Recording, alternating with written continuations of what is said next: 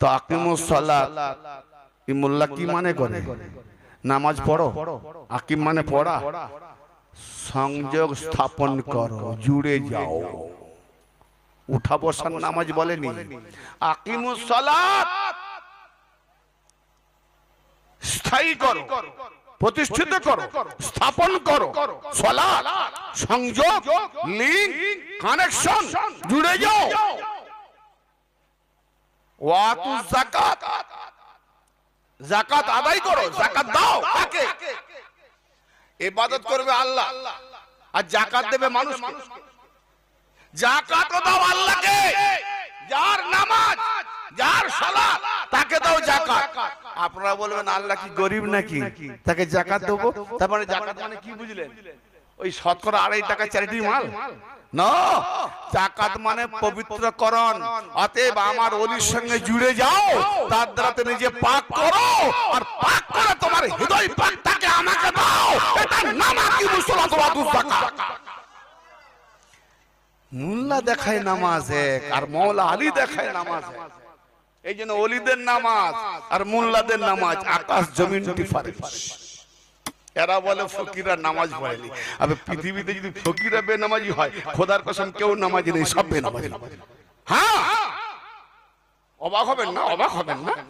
আসতেছি। আমি একটাও কোরআন আর হাদিসের বাইরে কথা বলবো না। এই জন্য তো আমার টপিক শুনেই সত্যি কথা বলতে 72 থাকতে পারে না, একটাই থেকে যায়। কারণ যার নসিব 72 সে নিতেই পারবে না বা নেবে না। কেন? তার হৃদয়ে লোভ ঢুকে গেছে। কার? হুরের।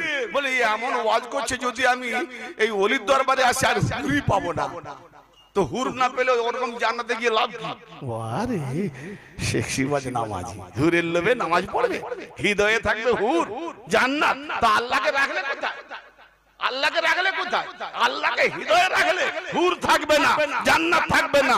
যার লোভ আছে হুর আর জান্নাতের, সে আল্লাহকে রাখতে পারে না। সবথেকে বড় কথা, আকিমুস সালাত আলা যিকরি, আল্লাহ পাকের স্মরণের জন্য, আল্লাহ পাকের ইয়াদের জন্য নামাজ কায়েম করো। কি গো? আল্লাহ পাকের ইয়াদের জন্য, স্মরণের জন্য নামাজ কায়েম করো। তো তুমি দাঁড়ালে, আল্লাহু আকবার, রুকুতে গেলে, এবার অঙ্ক শুরু হবে না?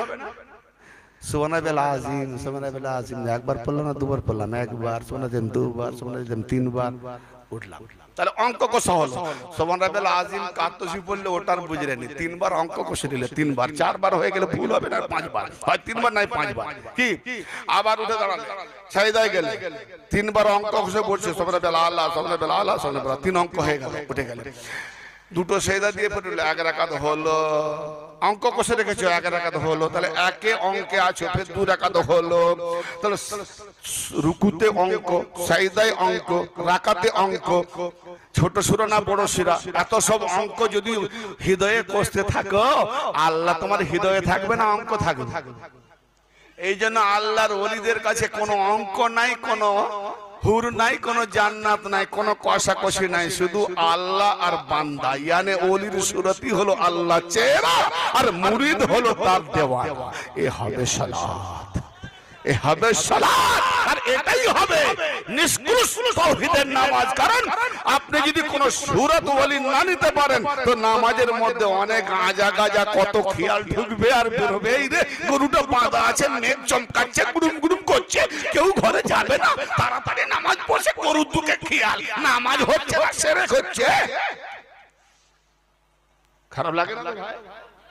লাগলে কিছু করার নাই, হক কথা তো বলতে হবে। হক কথা বরদাস্ত যাদের করা থাকবে শুনবে। ভাই হৃদয়টাকে বানাতে গেলে, এই হৃদয়টা বড় চঞ্চল, এই হৃদয়টা বড় ভালো হবে নালে খারাপ হবে। হৃদয়টাকে ঠিক করতে হবে। এইটা যার ভালো, আল্লাহ নবী বলছেন, এই দিল যার ভালো তার সব সব, আর হৃদয় যার খারাপ তার সব খারাপ। কি? তাহলে আল্লাহ পাক জানার জন্য কি দিলেন? চোখ, কান, হৃদয়। কি জন্য? না যাতে আমরা তার যথাযথ হক আদায় করি, শুকরিয়া আদায় করি।